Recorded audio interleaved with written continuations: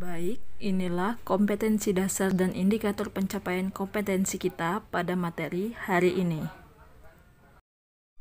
Assalamualaikum warahmatullahi wabarakatuh. Selamat pagi semuanya, apa kabar? Saya harap semuanya dalam keadaan baik-baik saja. Baiklah, kembali lagi sama saya Yusnida Tanjung SPD dalam pelajaran Bahasa Indonesia.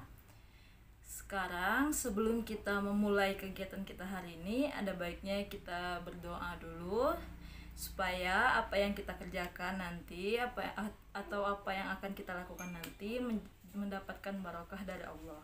Berdoa dimulai. Berdoa selesai. Baiklah anak-anak, minggu lalu kita udah belajar tentang tes deskripsi. Ada yang masih ingat tes deskripsi? Ya, bagus. Tes deskripsi itu adalah teks yang menggambarkan sesuatu. Bisa itu orang, tempat, ataupun benda. Nah, kalau minggu lalu kita udah belajar tentang tes deskripsi, minggu ini atau materi kita kali ini adalah tentang narasi. Nah, sebelumnya Miss mau tanya dulu sama anak-anak, udah sering belum dengar cerita-cerita kayak Kancil dan Buaya, Malin Kundang, Bawang Putih Bawang Merah? Nah, Miss yakin 90% dari kalian sudah tahu atau sudah sering mendengar cerita-cerita tentang yang dongeng-dongeng begitu, misalnya Kancil dan Buaya, cerdiknya si Kancil, atau si harimau raja hutan.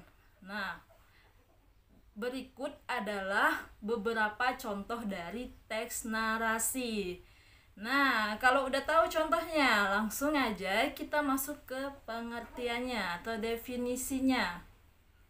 Definisi dari teks narasi adalah tulisan yang berisi pengalaman yang merupakan hayalan atau imajinasi. Nah, biasanya orang-orang menyebut teks narasi itu adalah teks imajinasi atau teks fantasi. Nah, kalau udah tahu teks narasi itu apa, tadi kan kita udah bilang teks narasi adalah teks hayalan, imajinasi. Berarti teksnya itu berupa fiktif, tidak nyata.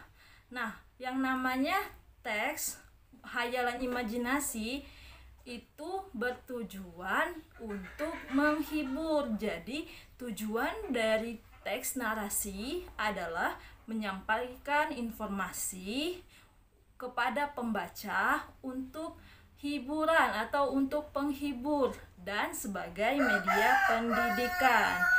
Teks narasi dibuat bukan hanya untuk menghibur, tapi juga sebagai media pendidikan.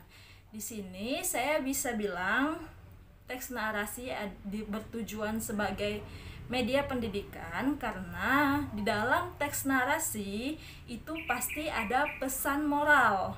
Pesan moral ini adalah pendidikan yang ingin disampaikan oleh penulis kepada pembacanya. Misalnya kita kasih contoh teks narasi, contohnya Malin Kundang yang paling familiar di tempat kita. Teks Malin Kundang. Nah, teks Malin Kundang itu merupakan teks narasi.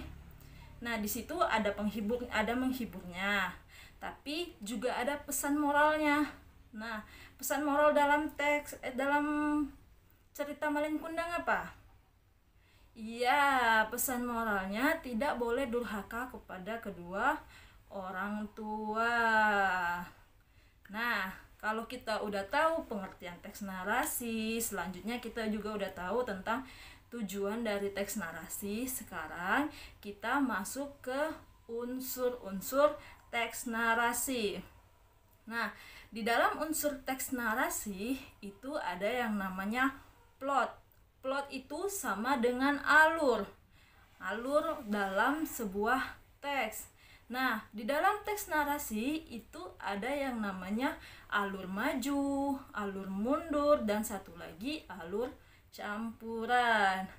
Nah, sebelum kita lanjut ke unsur selanjutnya, Miss mau jelasin dulu yang dimaksud dengan alur maju itu adalah rentetan ceritanya itu berdasarkan dari awal sampai akhir. Memang di awal dia perkenalan tokoh, selanjutnya masuk ke intinya, konfliknya, baru terakhir kesimpulannya atau penyelesaiannya. Itu yang dinamakan alur maju. Berarti rentetan ceritanya itu berdasarkan dari awal sampai akhirnya itu secara berurutan. Nah, kalau alur mundur itu dia menceritakan masalahnya dulu. Masalahnya, setelahnya baru perkenalan tokohnya. Nah, kalau alur campuran itu dia bisa dari perkenalannya dulu, lanjut ke penyelesaiannya, atau ke masalahnya dulu, baru ke perkenalannya. Dia dicampur antara alur maju dan alur mundur. Nah, tadi sudah kita bicara tentang alur. Selanjutnya, unsur dalam teks narasi yang selanjutnya itu ada yang namanya setting. Nah, di dalam setting itu ada 3 poin. Yang pertama, setting waktu. Yang kedua, setting tempat. Dan yang terakhir, setting suasana.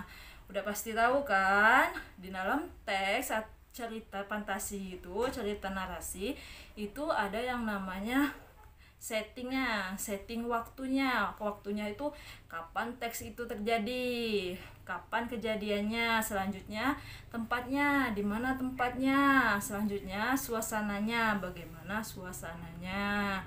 Selanjutnya setelah plot atau alur kemudian dilanjutkan dengan setting. Nah, selanjutnya ada tokoh dan penokohan. Tokoh dan penokohan, kira-kira apa bedanya ya? Nah, baiklah. Misalkan jelasin di sini perbedaan antara tokoh dan penokohan. Kalau tokoh itu orang-orangnya, orang yang terlibat di dalam cerita. Misalnya tadi cerita bawang merah atau bawang putih. Nah, tokohnya itu ialah si pemeran bawang merah dan pemeran bawang putihnya. Baru nanti ada tokoh-tokoh protagonis lainnya. Selanjutnya, apa bedanya sama penokohan? Nah, kalau misalnya tokoh itu orangnya, kalau penokohan itu karakternya. Misalnya si bawang putih, karakternya gimana? Bawang putih baik. Nah, kalau misalnya bawang merah gimana karakternya? Karakternya berarti jahat. Nah, itu yang dimaksud dengan penokohan atau karakternya. Selanjutnya, setelah ada tokoh, penokohan, kita masuk ke konfliknya. Nah, di dalam konflik ini itulah inti dari ceritanya. Konflik di sini berisi masalahnya, masalah yang terjadi, masalah yang akan dibahas. Nah, di dalam teks narasi kan pasti ada masalahnya. Ya, kalau kayak alur maju tadi, yang pertama itu perkenalan kan, yang kedua itu ada masalahnya. Di dalam masalahnya inilah inti dari ceritanya. Nah, itu berupa konflik. Nah, yang terakhir ada yang namanya tema. Tema itu adalah gagasan inti cerita. Nah, sejauh ini kita udah belajar banyak tentang teks narasi, mulai dari pengertian, tujuan, unsur-unsurnya. Dan juga kalau kalian mau lihat teks narasi itu biasanya ada di esai. Bisa juga teks narasi itu berupa dongeng-dongeng, bisa juga dalam film, bisa juga dalam berita. Nah, kita sudah membahas semuanya tentang teks narasi. Kalau ada yang mau ditanyakan, silakan tanyakan di komentar. Untuk kesimpulan pelajaran kita hari ini, teks narasi adalah teks imajinasi atau cerita imajinasi, cerita hayalan yang dibuat penulis dengan tujuan untuk menghibur dan sebagai media pendidikan. Nah, sampai sini Miss harap semuanya paham tentang teks narasi. Baiklah, sampai jumpa minggu depan. Sebelum Miss tutup pelajaran kali ini, ada baiknya kita mengucapkan Alhamdulillah karena kita sudah diberi kelancaran untuk belajar pada pagi hari ini. Terima kasih atas waktunya. Sampai jumpa minggu depan. Assalamualaikum warahmatullahi wabarakatuh.